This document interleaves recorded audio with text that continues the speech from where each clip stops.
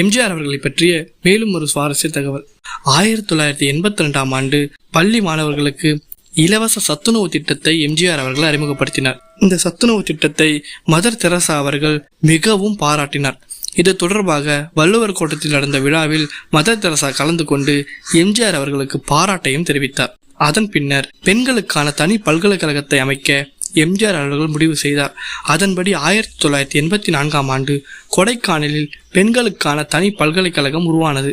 அந்த விழாவில் mother Teresa மற்றும் அப்போது காஷ்மீரின் முதல்வரான ஃபாரூக் அப்துல்லா உட்பட பலரும் கலந்து கொண்டனர். விழா மேடையில் உரையாற்றிய எம்ஜிஆர் அவர்கள் தன் தன்னலமற்ற தொண்டால் பெண்ணினத்துக்கே பெருமை தேடி தந்த மதர் தெரசாவின் பெயரை இந்த பல்கலைக்கழகத்துக்கு சூட்டுவதாக அறிவித்தார்.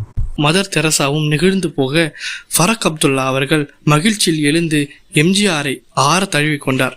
இந்த நிகழ்வு மதசார்பின்மையையும் மனித நேயத்தையும் மற்றும் தன்னிலமற்ற தொண்டாற்றிய மதர் தெரசாவின் பங்களிப்பையும் போற்றும் விதமாக அமைந்தது.